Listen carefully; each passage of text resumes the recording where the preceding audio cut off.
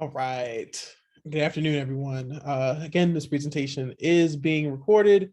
My name is Brian Seymour. I'm the program manager for the Made in Baltimore program. We are a program of the Baltimore Development Corporation, which is our city's largest economic development agency. The work of Made in Baltimore is aimed at supporting, promoting makers and manufacturers here in Baltimore City and helping grow the buy local movement in the Baltimore region. We offer business development services and resources to small batch manufacturers, makers, and retailers. We do this through programs like this workshop series. Today, we are joined by Christa from B.R.E.D to discuss the intro to co-ops and as well as co-op conversions. We ask that you please remain muted through this presentation. We would love to see your faces if you are comfortable. This is a safe learning space, so there's no such thing as a bad question. When you have a question, please quietly add it to the chat and it'll be answered during scheduled Q&A segments. Do you happen to have any kind of charger? Don't feel pressured to keep up with taking. Again, this workshop is recorded. And with that, I will hand things off to Christa so we can talk about co-ops. Hey y'all, let me go ahead and share my screen.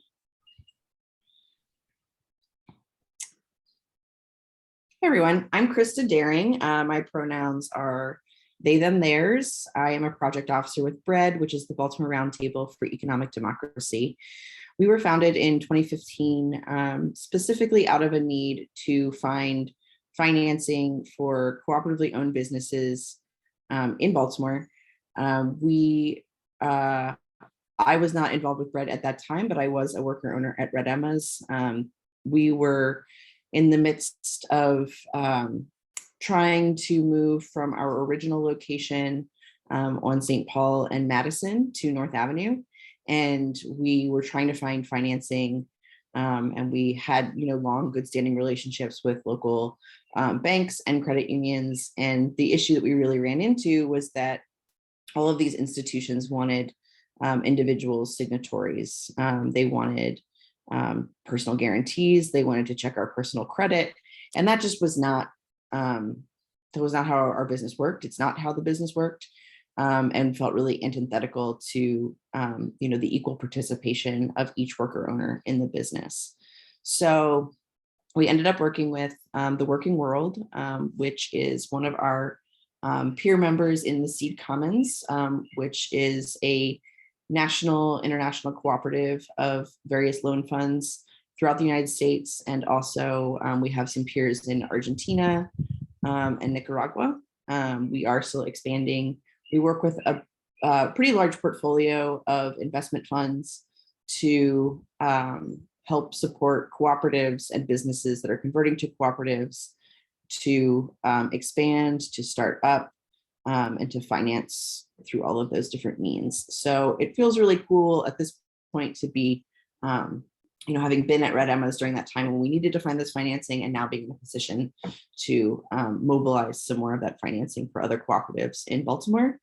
In 2021, we made, I believe, $3 million available to cooperatives in Baltimore City through our funding efforts. This year, I'm not quite sure where we are. It's quite a bit. It's a little bit more than that. But we're able to do that through our national network with Seed Commons. So yeah, we do work with some local investors, but primarily it's through our national network.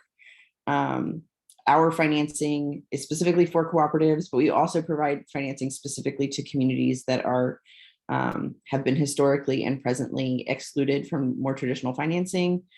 So women, LGBTQ folks, BIPOC communities, communities of immigrants in particular, are all communities that we focus on in terms of providing financing to.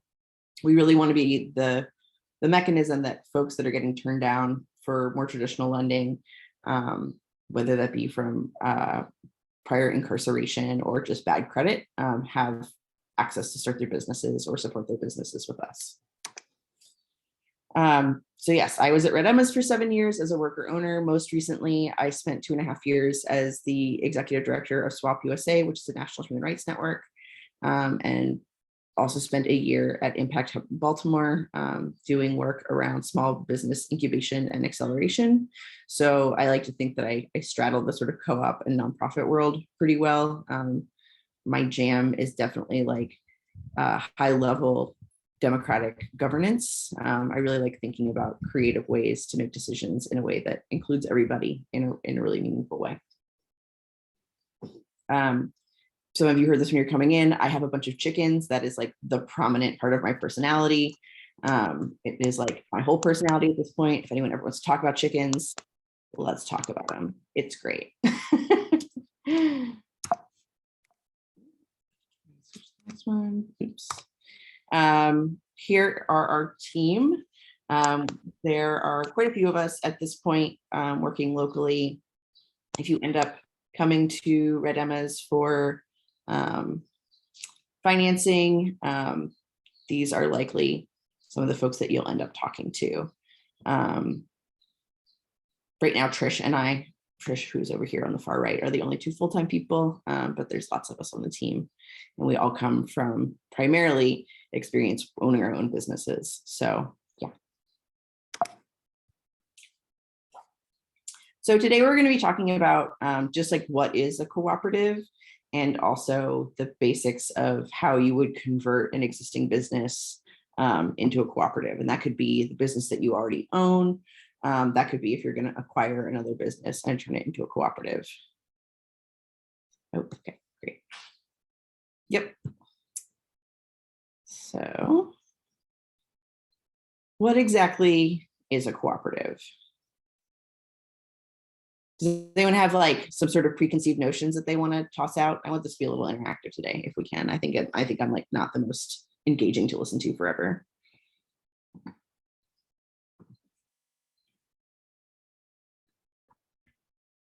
Sure, I can. Yeah. I mean, my understanding of a cooperative is just an alternative, business structure to, typically there's a single or just a handful of owners that, share the majority of the profits of whatever's not reinvested in the company. And with a cooperative, the people who are on the ground doing the day-to-day work also have, some shared ownership, shared decision-making, and can reap the financial benefits in a way that they can't necessarily in a standard business structure. That's great. Yeah. One of the things that we're going to get into today is really about like what that shared ownership looks like. And the key that you're really hitting on here is that people are sharing in both the investment and the ownership, and like, so any of the benefits that come from that. Anyone else have anything they want to shout out?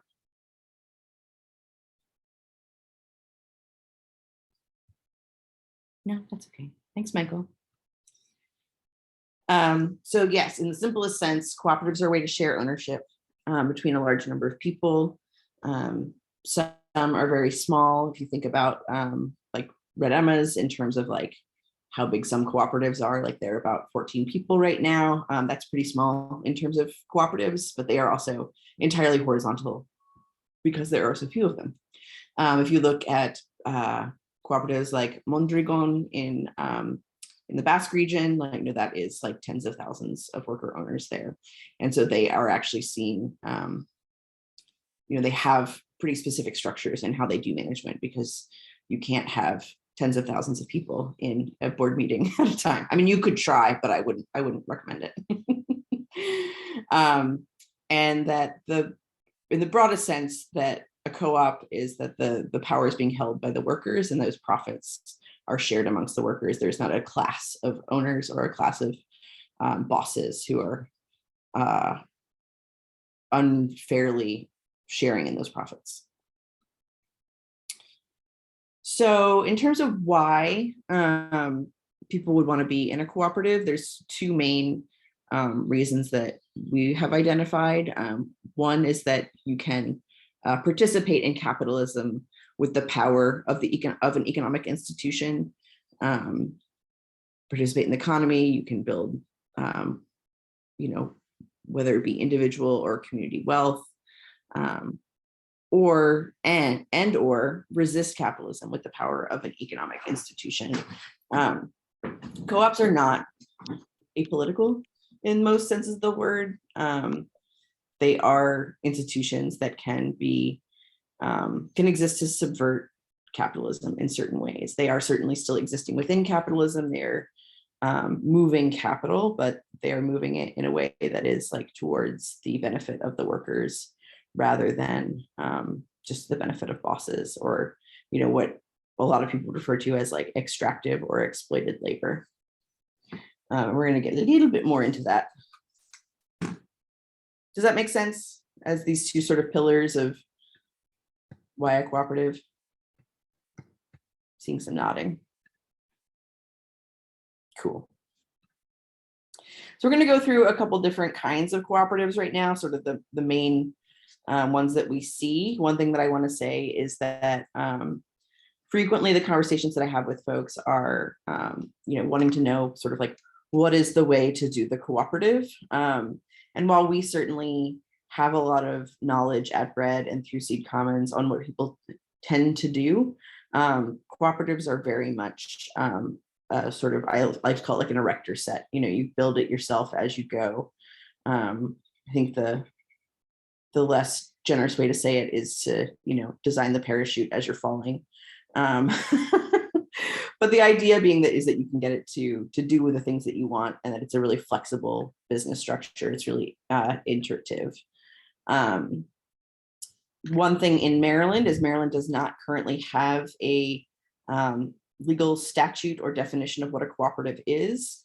We're not going to get into this too heavily today, but typically the cooperatives in Maryland we see form as either an LLC or an S Corp, and then it's through their bylaws that they really determine how that the surplus value, the profit, is distributed. There are folks, including at BRED, that are and at the BDC that are both like working to try to get that on the state docket in terms of defining that, but for now we don't have it. So producer cooperatives, you'll see a lot of these in terms of agriculture. If you think about something like Organic Valley, which I think a lot of you are probably familiar with, Cabot, Land O'Lakes, they are not like an individual farm or even, well, they're specifically not an individual farm. They are many, many farms that are coming together through a producers co-op to sell and market their products, to do quality control on a really large scale, but they are able to advocate for themselves collectively in the market. Agriculture is an incredibly exploitative industry, and this helps them work with distributors in a way to get fair prices for their products, which of course means like better treatment for the workers and better treatment for the animals. So personally, I'm like very much an evangelist of like any dairy that I get is coming through some sort of producers cooperative whenever possible. So what you'll see at a producers cooperative is like a lot of shared marketing, shared branding, and you can also see that like distributors can work with this main office instead of trying to work with each individual farmer. Purchasing and marketing cooperatives are pretty closely related. An example of this is like Ace Hardware.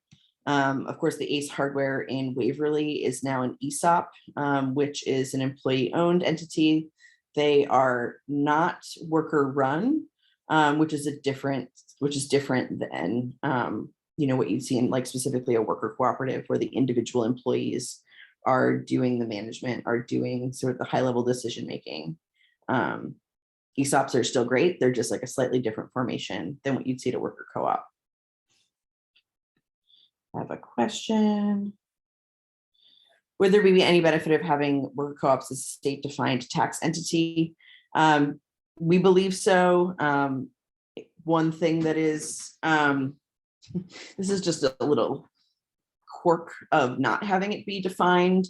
So in Maryland, if you are an LLC, and you want to get workers, like you want to get workers' compensation insurance, anyone who is on your LLC and is listed as a co-owner is assumed to, and this was years ago, so it's probably more now, but years ago it was everyone is assumed to be making at least $55,000 a year. And so you're insured for that amount. You can't lower it. We tried to lower it. Red Emma's had to reincorporate as an S Corp because of this, because our workers' comp insurance was just so astronomical, to have like 20 people who were all underwritten for $55,000 each, which many of us, like none of us were making $55,000 a year. So that's sort of the one that sticks out to me the most. But also just like being able to advocate for cooperatives as a specific group is helpful. Being able to have both laws and underwriting standards that are set to co-ops would be really helpful. Does that answer your question? Yep, great. So Ace Hardware, basically, and another purchasing and marketing cooperatives, each one is independently owned, and they are able to go in on large purchases of equipment, large purchases of plants, other supplies, and do that as a collective entity. And so they're able to get, you know, better discounts on things to be able to sell in their stores and ultimately be more competitive in the market. There are agreements that they make with each other around how they brand their own things, and also making sure that like their prices are somewhat in line across store to store.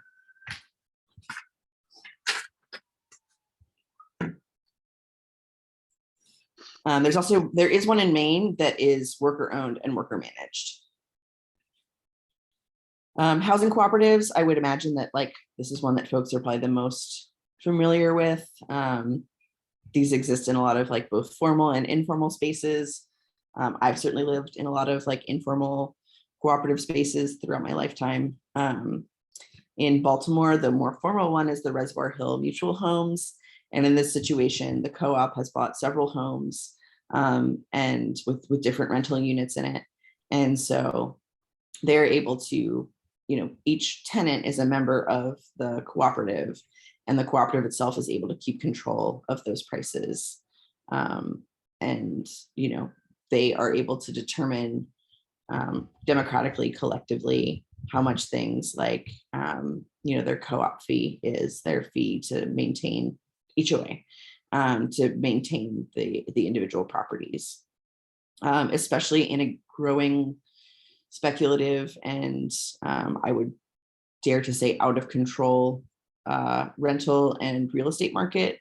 Things like housing cooperatives can be really essential in stabilizing rents, stabilizing mortgages. Housing cooperatives and land trusts are not the same thing, but they're also not mutually exclusive. You can certainly have one or both, and they can pair together pretty well. Questions so far? And feel free to put them in the chat or shout them out. Christa, do you have, I know you've touched on like purchasing cooperatives and ESOPs. Do you have a slide that kind of lists them and kind of defines the difference, what these different structures look like for businesses? I'm trying to remember if that slide is in here. Maybe. Okay, thank you. I don't mean to jump ahead, but it's the kind of thing I'm that just trying to remember if it's later. I'm just trying to remember if it's in there. But certainly we can talk more about it at the end. You take a note, so if it's not in there, we'll come back to it.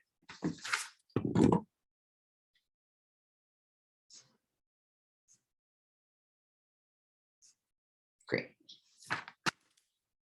So consumer cooperatives. Catonsville Cooperative Market is a local example. Any sort of like food co-op. I am sort of perpetually sad that like grocery co-ops in Baltimore seem to just like not really last. I will say that like running a grocery store is extremely difficult. And, doing so with direct democratic access is an added layer of challenge to that. But basically, it's similar to the marketing and purchasing cooperative in that they are able to do bulk ordering and then offer a discount to their members. Frequently, you'll see grocery co-ops come out of what we call buyers clubs, which are essentially that like a group of friends, neighbors, family, etc., can get together and do these big orders from larger food distributors and get those good discounts on food. And so this is a way of opening that up even further to the community. And usually you pay some nominal fee of $5 to $25 a month to get access, or $5 to $25 a year to get access to cheaper grocery prices overall. REI is also another example of one of these, although that like $5 check I get at the end of the year is like not as exciting as like consistently getting cheap groceries. We also found out recently that REI is like engaged in like union busting activities, which is such a bummer, and like not in the spirit of what we would want co-ops to be doing. Financial cooperatives. CQ is a great example of this. This is the example that I frequently use when I'm talking to somebody who like, I think would not be politically aligned with like co-ops as much, or be like, oh, well, that's communism and we can't do that. Is like almost everyone I know has had some positive interaction with a credit union at some point in their life.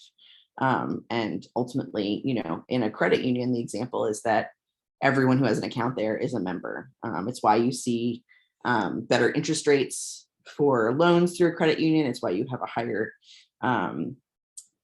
interest rate on your savings account, because by being part of something that is like local and is owned by the membership rather than being owned by a private banking class, you're able to see more benefit there. Mutual funds are the same.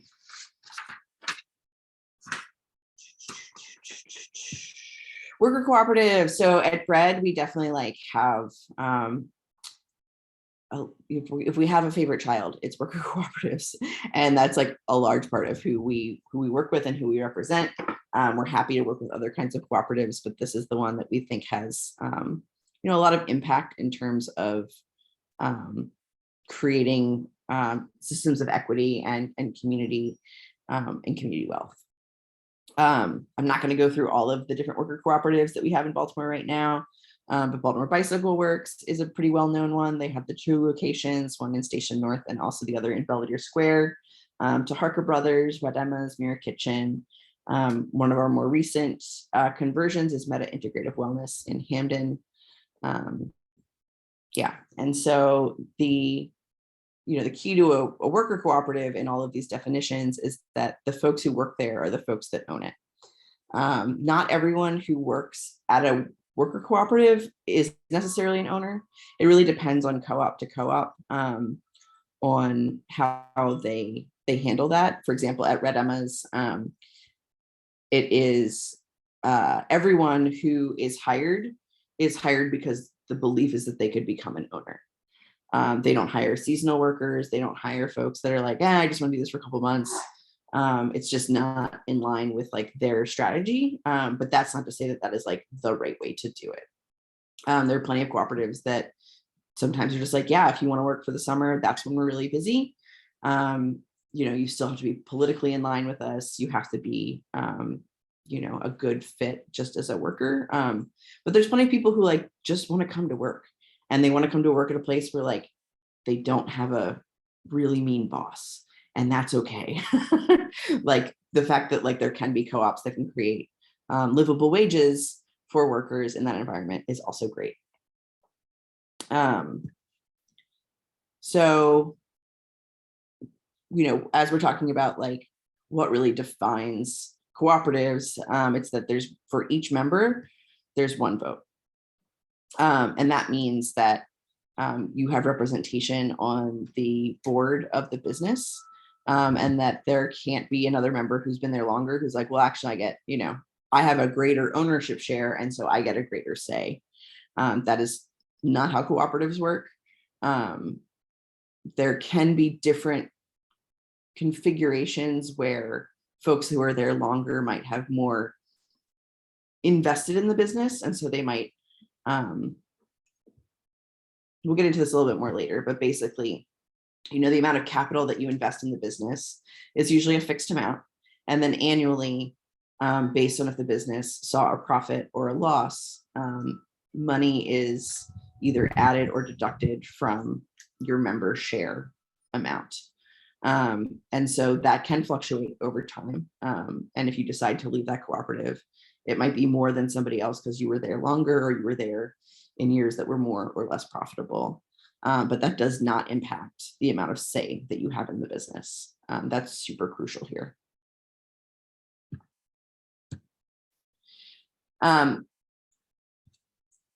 So there are 7 cooperative principles that we generally, that are like pretty universal across the co-op world. We're going to get into each of these a little bit one by one. I'm just going to go over them quickly, which is voluntary and open membership, democratic member control, member economic participation, autonomy and independence, education, training, and information, cooperative among cooperatives, and concern for community.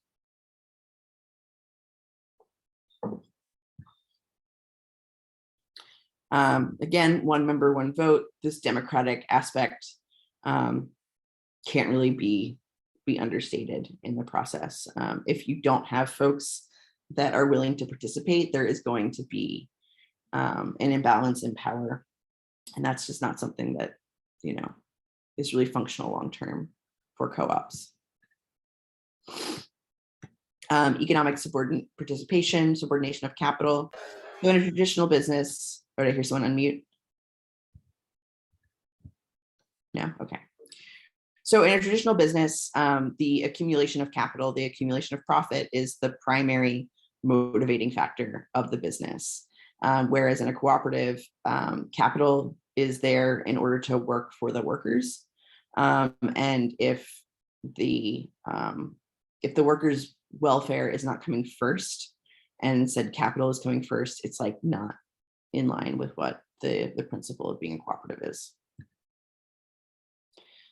Solidarity, having solidarity amongst the other workers. Some co-ops are also union shops, some are not.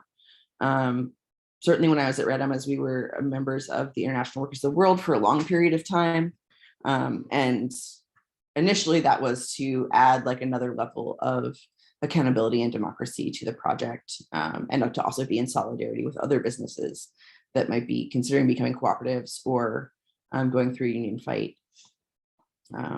Didn't end up being necessary, like that mechanism, but it was good to be part of it.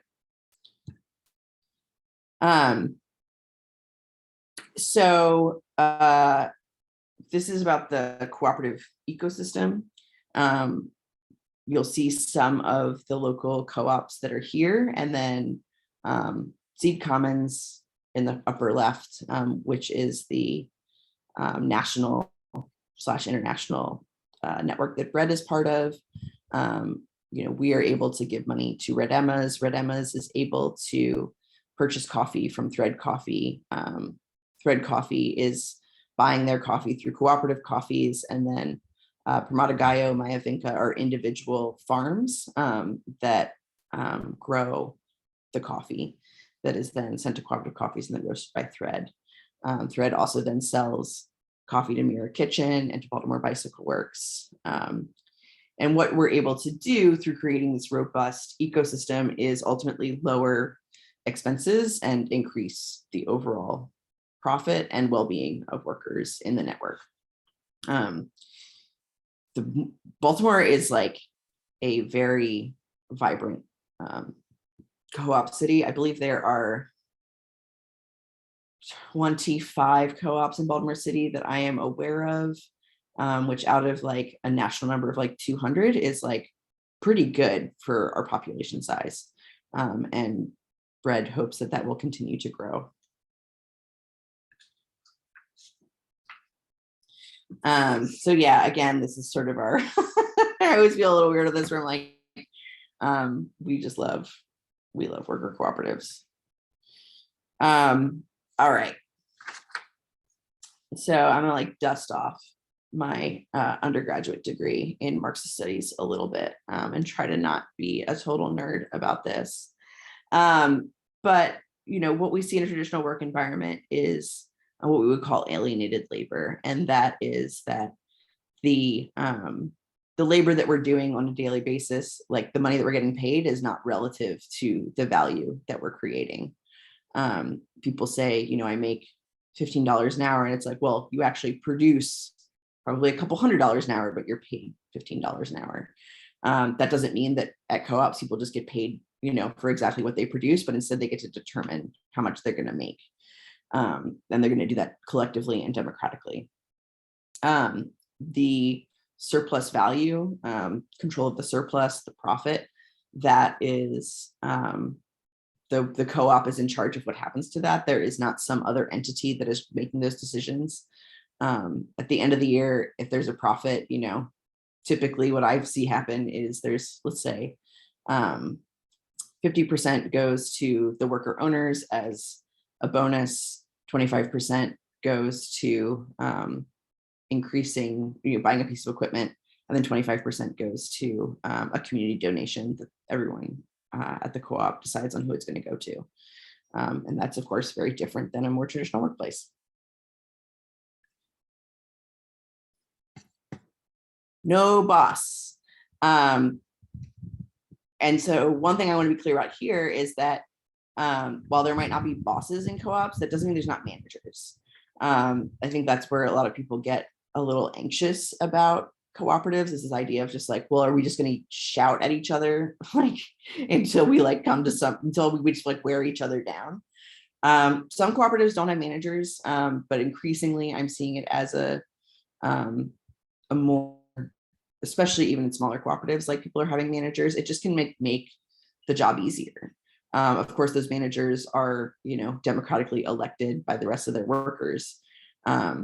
Or even if they're hired from the outside, they're chosen by the rest of the workers. They're not, brought in by someone on high who's making that executive decision. Questions?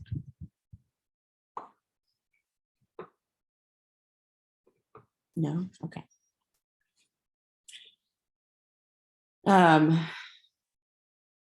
Worker co-ops give us an opportunity to practice practical democracy. But what do they actually look like?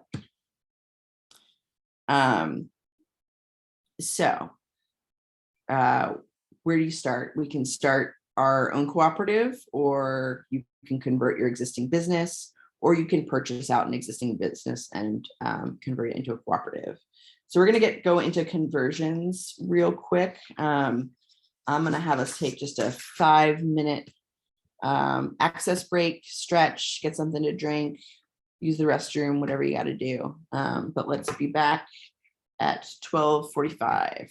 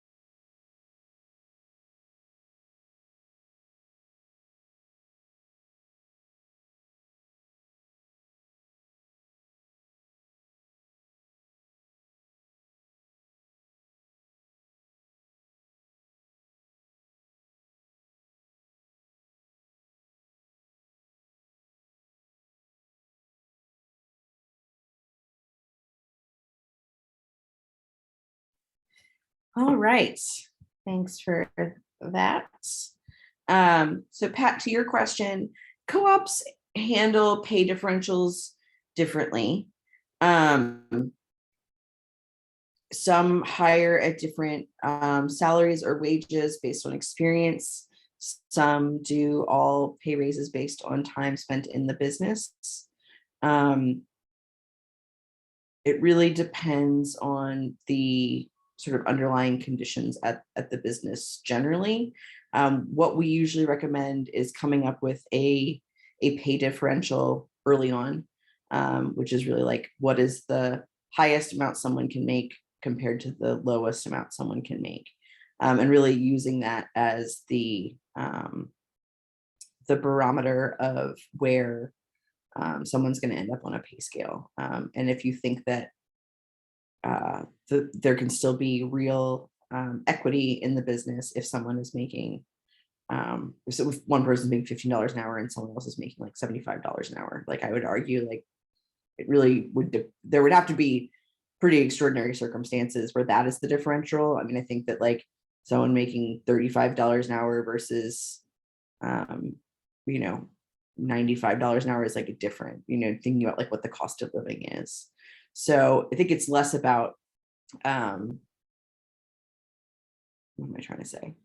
Pay differentials totally exist in co-ops. I think that that's like a common misconception, is like everybody's making the same amount of money, but it would be impossible for co-ops to like maintain institutional knowledge or attract competitive candidates if that was the case. And so it's just about how to do it in a way that like still really values someone who is like less skilled in a way that still is like showing that their labor overall is really valuable and enough to meet their needs.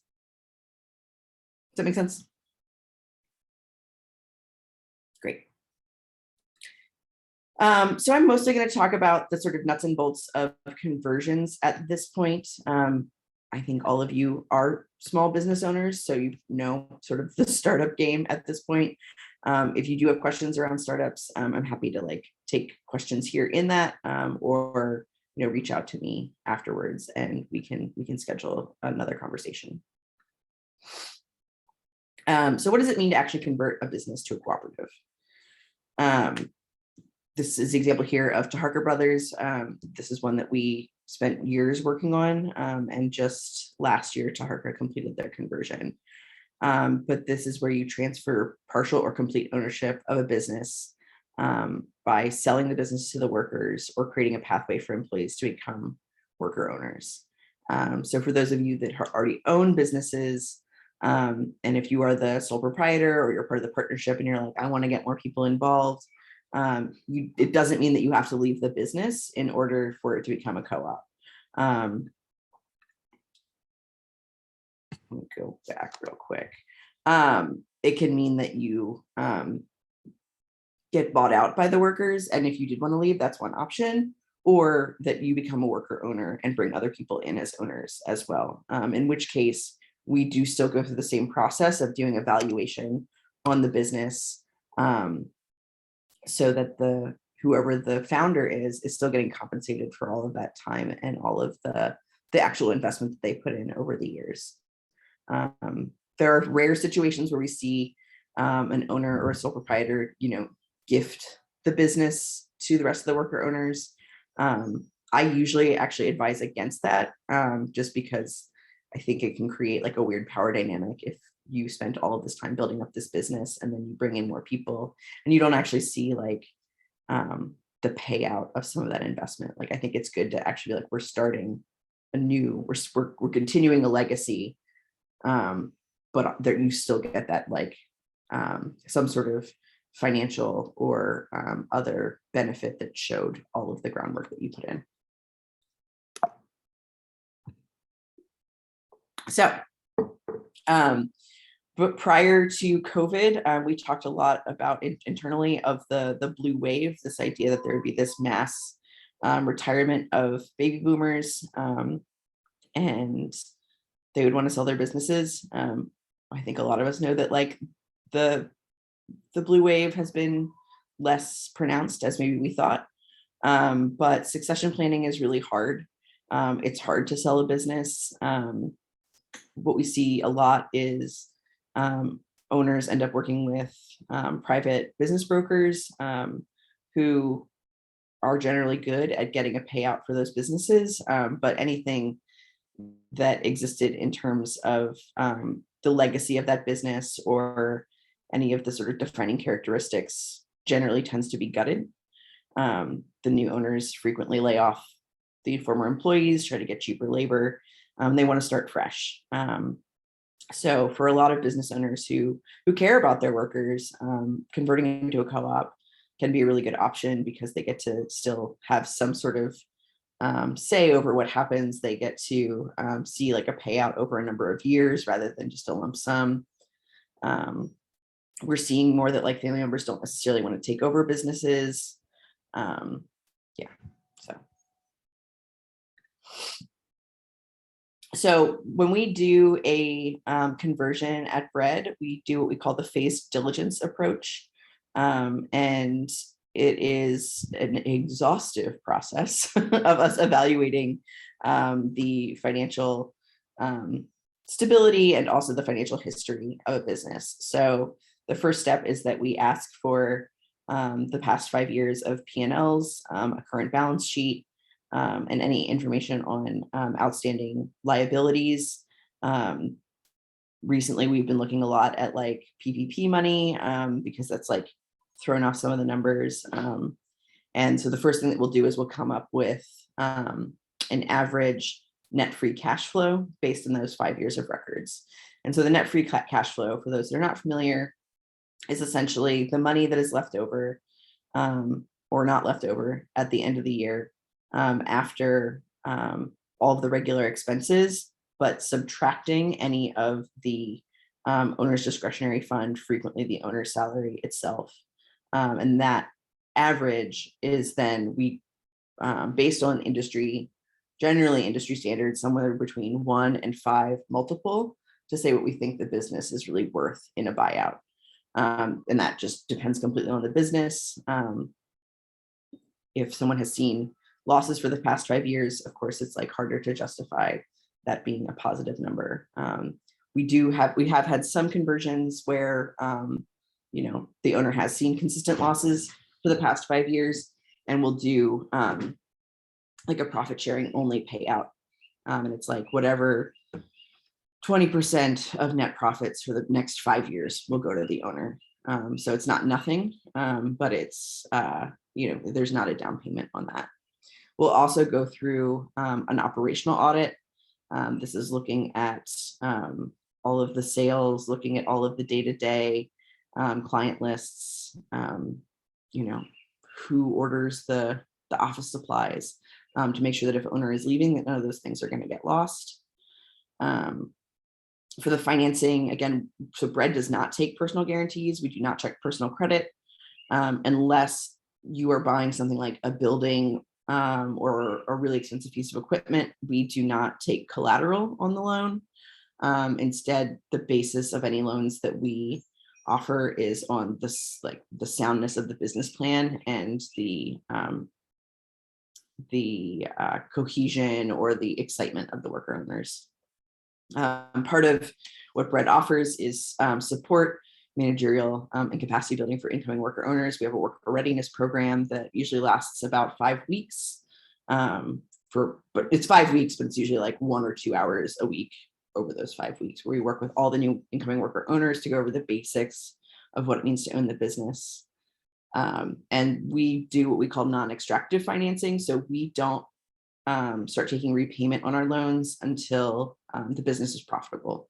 It's not in our interest to collect money if the business is not profitable. That's just going to make it harder for a business to continue to exist and ultimately make it harder on the workers, which is not what we want to do. Our repayment is usually based on some percentage of profits. And we usually have like a grace period that's based on how long we think it's going to get for the business to get to break even. In conversions, sometimes that's just shorter because there's not a lot of change that's going on, operational change. Questions on that?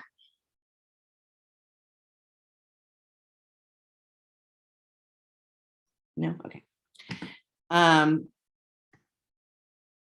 So I sort of went over this already. Yeah, the three key factors is that the owner is interested in selling, or joining themselves as a worker owner, and that some portion of the current worker owners are interested in purchasing. People ask me a lot, like, what is that number? And we don't have a hard and fast rule around it. I usually say that, like, it's hard to have a cooperative of 2, a cooperative of 3 is like the beginning. So I usually suggest that there be sort of that temperature testing. It can be a little complicated as an owner, where you're like going to your workers and you're like, hey, what if I like sold the business? Would you buy it? And like that frequently can like freak people out, very understandably, because then the concern is like, do I still have a job if I don't want to own this business? Or like, what does it even mean to own a business? So like, that's something that we work with owners as well, is like how to have that conversation. You definitely don't want to just spring it on people. And then also making sure that the financial model is sound. We have lots of tools around that. I love financial spreadsheets. So we sign an NDA, early on, so that any information that you share with us is staying internal to BRED. And then we will present our initial valuation with an LOI. And once we have that LOI in place with a starting point of an offer, that's when we start to go through the rest of the financial and operational diligence. There's 2 kinds of conversions. There's employee buyout versus employee buy-in. Ooh, got a question. Is there costly services? No. If we are doing the conversion and we plan to finance it, we don't charge anything for it. We can offer like TA if like you're not going to use us for financing, but usually that's not necessary.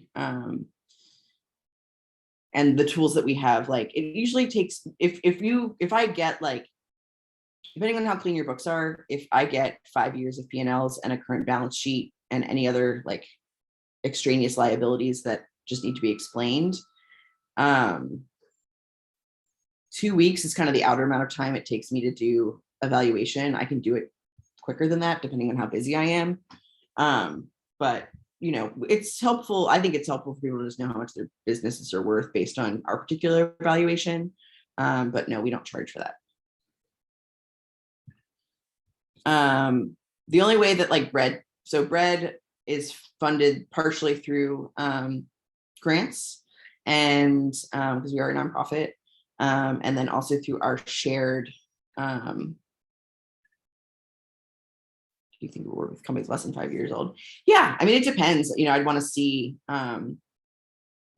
both the data that you do have and, any other sort. Like at that point, I probably start to ask for additional documents around the business plan, looking at any projections that you have.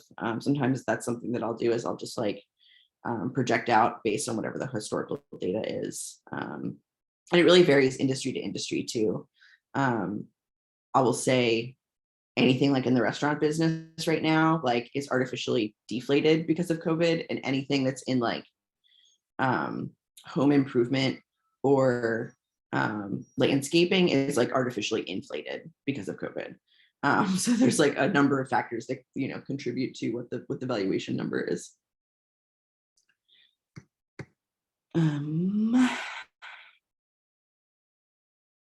Gray area. Are we able to lend to cannabis worker cooperatives by chance? I think so. I know that someone else in our network was working with I believe a cannabis vape shop. I think our concern was mostly around insurance and just having a lot of questions about that before, which is why I ask. Yeah, I'll actually need to look into it. I mean, I think, I don't know is the answer. But I just think it hasn't come up yet. I think it's like I'm just trying to, and I know it's like there's a lot of stuff around like Visa and MasterCard. Let me put it in a note. We certainly have no ethical, it's not an ethical objection. I'm just wondering, like, what is there a process that we have to go through with our bank?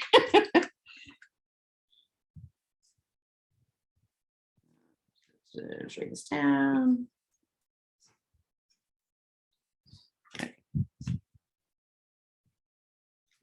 Yeah, I'm gonna give out my email at the end, and feel free to just email me and I'll ask National what they think.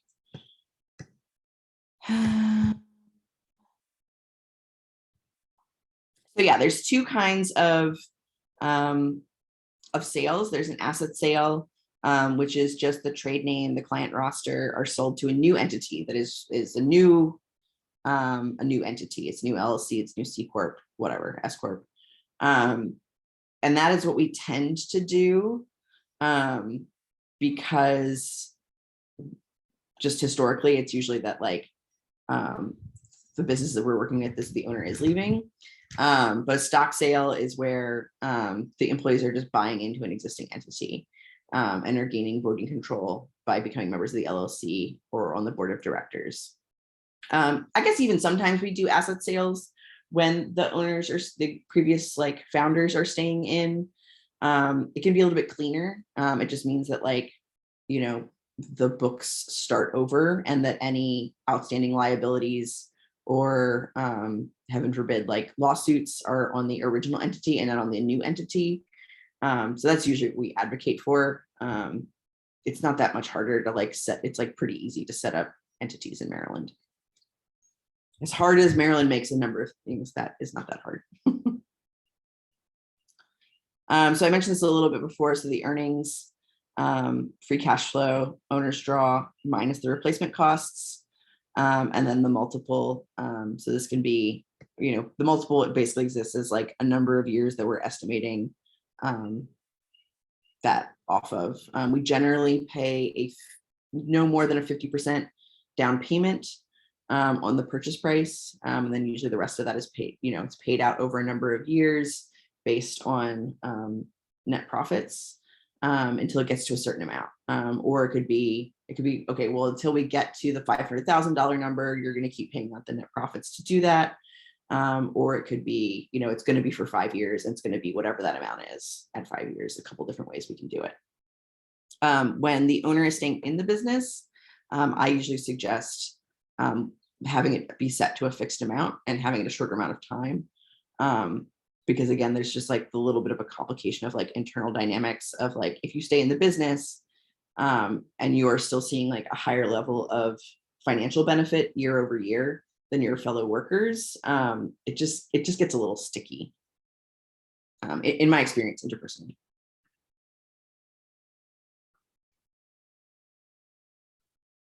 All right. So funding the sale, BRED is an option. You can also do seller debt financing, which is where, again, sort of this like this payout over time. We call that seller debt financing, and then member equity. Co-ops do have buy-ins, and it's up to each co-op to decide what that is. But the crucial aspect is that it can be paid in over time. It's say that the buy-in is $1,000. Not everyone just has $1,000 lying around, and that should not be a barrier to them becoming a worker owner, that they don't have money saved up. And so instead you can do like a 50-cent per hour deduction out of their paycheck until it gets to that $1,000. But that it can be part of the way that you like pay for the purchase of a business. Or it can be in addition to the purchase so that you have some working capital. Yes, access to capital should never be paired to employee ownership. When we do the valuation, we are working with the incoming worker owners to talk about what kind of debt they want to carry. Our loans are generally, with a few exceptions, 8% interest, which is less and less so, but I mean, can be higher than what you're going to find at a more traditional lender. But again, we don't start collecting payments until the business is profitable, and that interest specifically goes to pay to create more money that we can lend to cooperatives. That money is not going to pay our salaries. So our incentive is to create more local money for co-ops and not to pay ourselves. Our salaries come from grant funding. All right. Questions?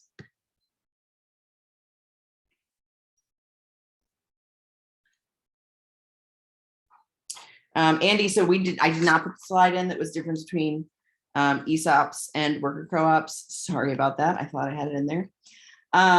So an ESOP or any other sort of employee ownership, essentially what you're going to have there is that some portion of the business is owned through stock by individual workers, and they are going to see that returned as like a dividend at the end of the year. When they leave, they will see a payout of their stock, or they can choose to leave it in and see if it accumulates more over time. But that doesn't necessarily mean that, like, outside of just like having a couple shares of stock or a piece of stock, that they have any say over what the business is doing. So in a worker cooperative, instead, everyone is participating in an equal measure in the overall ownership of the business, versus employee ownership, which is really more about like a financial relationship than it is about like a management or a sort of steering of mission or business structure way. So I guess I do have a question about about that and that sort of flatter kind of decision-making process, democratic decision-making process. In a business, you've obviously got people in different roles with different levels of expertise around certain things. Management typically has insight into things that line workers don't. How does that difference in knowledge and expertise get balanced out when you've got a one person, one vote kind of practice? Like, how do you balance for that just Sure. variety of expertise? Yeah, I mean, a lot of co-ops work very heavily in a committee or work group kind of structure where there are just say there is. I'll just use Red Emma's as the example because that's the one I'm like the most familiar with.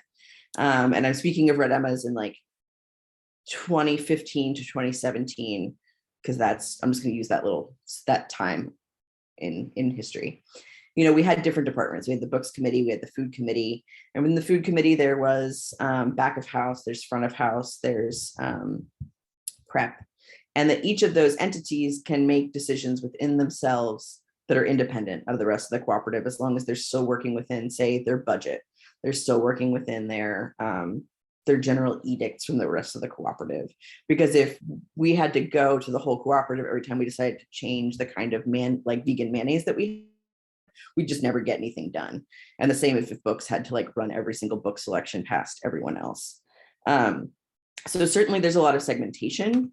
But overall, if somebody in the books department would be like, I don't like the new vegan mayonnaise, they can still bring that up. One of the things we talk a lot about in co-ops is that those who are the most impacted have, the greatest representation in a decision. And sometimes that's just sort of about, sometimes it is just arguing it down. It's like, do you really care about this vegan mayo so much, even though you don't have to work with it, or whatever it may be. And sometimes there are departmental leads that might handle things like ordering. They might handle things like helping to find resources for interpersonal conflict within a work team or within a committee. Yeah, I mean, it's the crucial part is making sure that it's very clear what either departments or work groups are allowed to make as their own independent decisions, and what are the things that they need to check with everybody else with. Does that answer that question? Yeah, I think so. Gets me closer to it anyway. The real answer is it depends. And it's frequently a little messy.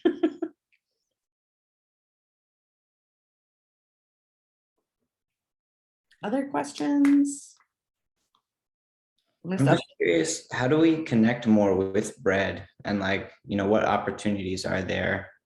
Is it simply just if you're looking to convert, or for funding? Are there more educational opportunities similar to this? I just put my email in the chat. Our Instagram is probably like our most active outward facing thing. We just had a co-op jumpstart, which was a day-long event where our design of it is you can come in the morning and essentially, if you have a business idea, would have enough information to start that business or convert a business by the end of the day. We used to do a lot more in-person programming. It's just that, COVID makes everything more complicated. We do some education stuff, but our primary role is as a CDFI, and doing support for the co-ops that we lend to. But of course, I'm always happy to just like talk through stuff with other local business owners. So feel free to reach out to me. Let me pull up our Instagram.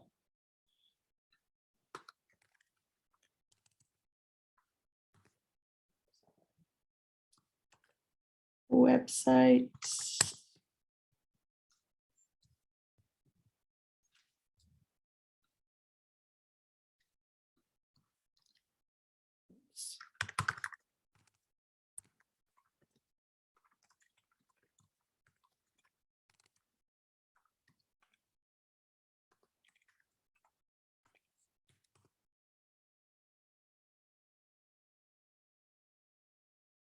Or the link to our Instagram on our website is broken. I will have to fix that.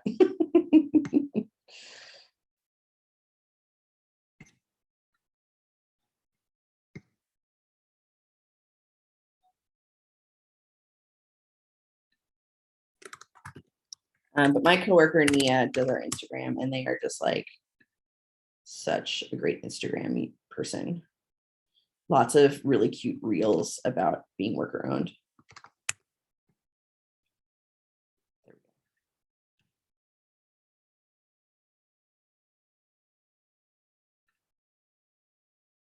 Other questions? I know I went through like a lot really fast.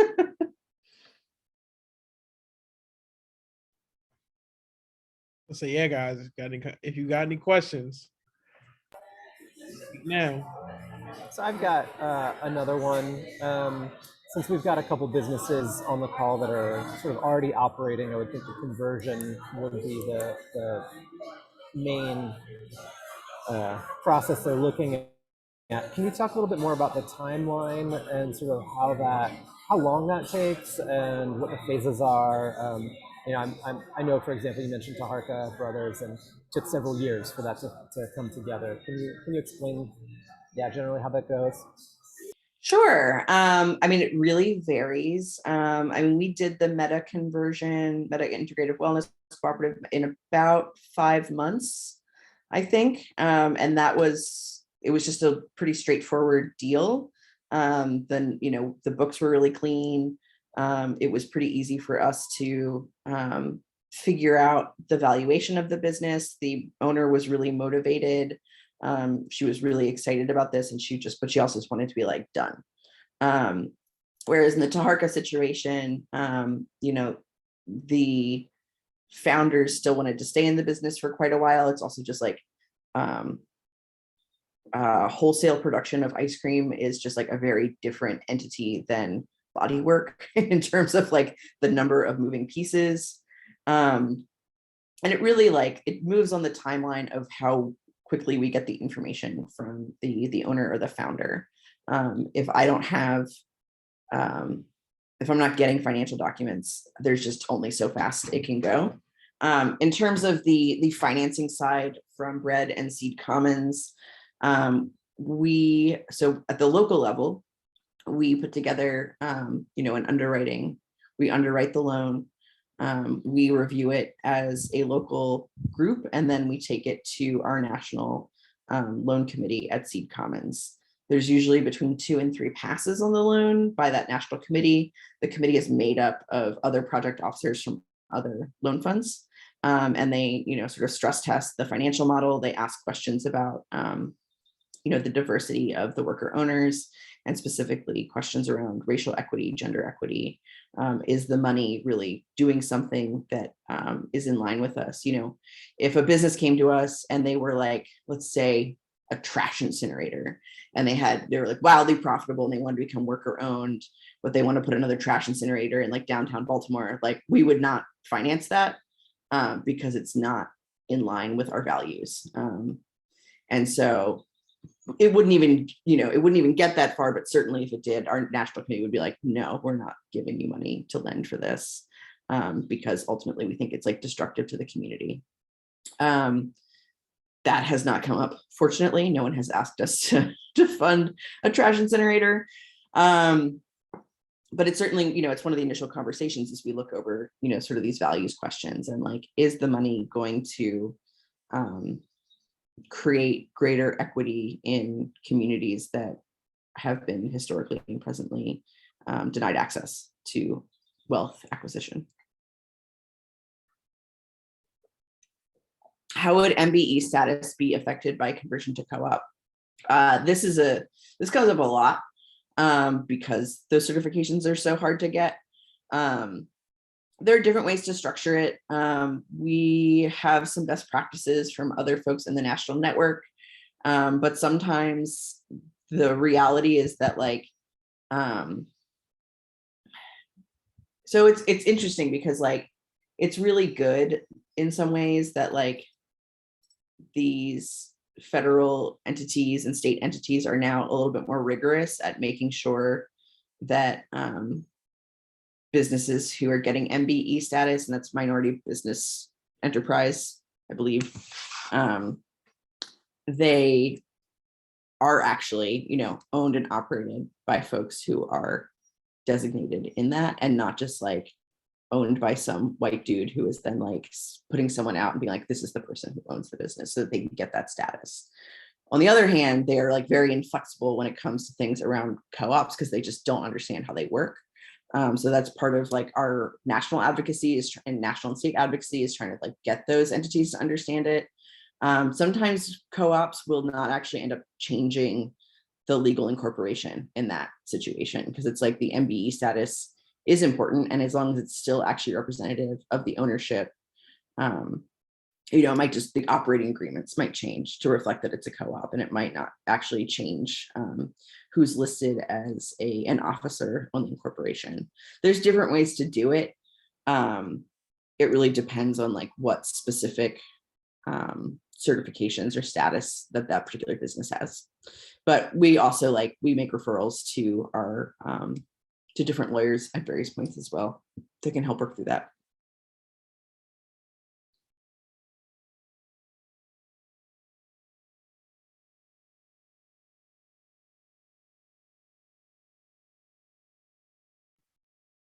Cool. Yeah. Wow. That was a lot. That was number one. That was an amazing presentation, Christa. Thank you so much. Thanks. Thank you so much for your time. And again, like I said to all of you guys at the start of this, we have been recording this workshop, and it will be posted on our website at a later day. I know that seems like the question of the moment, but again, I just want to make sure, does anyone have any questions before we go ahead and conclude this session?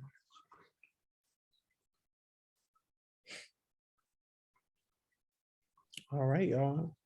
Thanks so much, everyone. Yeah, thank you guys, for real. Look out for this on our website. Until then, please check madeinbaltimore.org so you can see the past workshops. Please check out the website in case you aren't a member and are interested in joining. We have the pleasure of working with a lot of BRED alumni. as an organization. So please, please stay tapped in.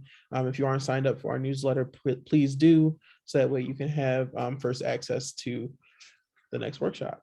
And with that, I will give you guys. Brian, is it worth plugging the next workshop, when it is, what's happening? Yes. So the next workshop will be happening July 7th. And that will be with a representative from MDVLA talking about building a strong and enforceable trademark.